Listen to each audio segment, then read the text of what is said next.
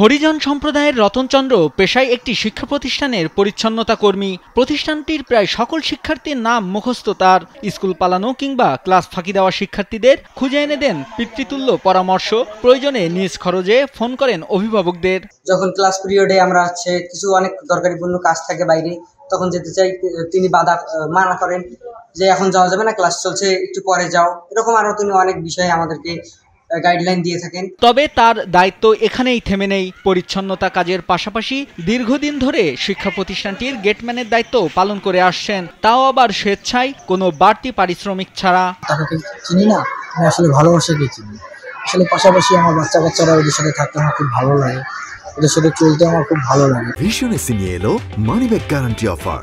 1 মাস ব্যবহার করে সন্তুষ্ট না হলে সম্পূর্ণ টাকা ফেরত। প্রতিষ্ঠানের প্রতি দায়বদ্ধতা আর শিক্ষার্থীদের প্রতি ভালোবাসা থেকেই তিনি এসব করেন। আর এ কারণেই তিনি শিক্ষক, শিক্ষার্থী ও অভিভাবক সবার কাছে হয়ে উঠেছেন একজন অনন্য মানুষ। আমাদের যে ভাইয়াটা উনি অনেক ভালো। আমরা যদি বাইরে এমনিতে বেরোতে চাই, আমাদেরকে বাধা করে বলে যে তোমরা নিয়মিত ক্লাস করবা, পড়ালেখায় মনোযোগ দিবা। তিনি যে তার দায়িত্বের পাশাপাশি তিনি আমাদের সাথে একজন অভিভাবকের মতো ব্যবহার করেন। রতনচন্দ্রের বাড়ি রংপুরের পীরগাছা উপজেলার পারুল ইউনিয়নের জগৎপুর গ্রামে। স্থানীয় দেউতি স্কুল ও কলেজে পরিচ্ছন্নতা কর্মী পদে চাকরি করেন তিনি। ছোটবেলায় বাবাকে হারিয়ে এখন বৃদ্ধা মাকে নিয়েই কাটছে তার দারিদ্র্যের সংসার। ঘাস বেচার টাকা দিয়ে কোনো মতে 8ম শ্রেণী পর্যন্ত লেখাপড়া করেছেন। স্কুলের বাচ্চাদের সাথে কথা বলতে, তাদের সাথে মিশতে তার ভালো লাগে। শিক্ষার্থীরাই তার কাছে পরিবারের মতো। এরাই আমার সবকিছু, এদেরকে নিয়ে আমার ভালোবাসা, এদেরকে নিয়ে আমার গর্ব। এরা যদি ভালো কিছু করে, এটাই আমার সবচেয়ে বেশি পাওয়া, তার চেয়ে আমার পাওয়া বেশি না। রতন শিক্ষার্থীদের বিভিন্ন দিক নির্দেশনামূলক উপদেশ দেন। কেউ স্কুল পালাতে গেলে বা ক্লাসের সময় আড্ডা দিতে দেখলে তিনি অভিভাবকের মতোই তাদের শাসন করেন, কখনো বুঝিয়ে ক্লাসে পাঠান। রতন ভাইয়া আমাদের প্রয়োজনে বিপদ আপদে অনেক সাহায্য করে। আমাদের বাবা মা যেমন আমাদেরকে খেয়াল রাখে, তেমন স্কুলে আসলে রতন ভাইয়া আমাদের ওই রকমের আর কি খেয়াল রাখে। আমাদের বিনা প্রয়োজনে বাহিরে যেতে দেয় না, অনেক সাহায্য করে উনি, অনেক ভালো।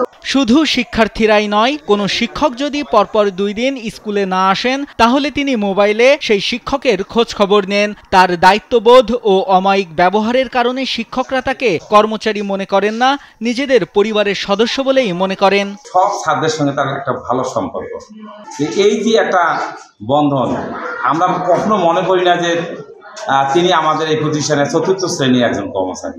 এটা আমরা কখনো মনে করি না। আমার কাছে মনে হয় যে সে আমার ছোট ভাই, এবং আমার আপন ছোট ভাইকে যেমন আমি স্নেহ করি, ঠিক অনুরূপ স্নেহ কিন্তু ওকে আমি করি।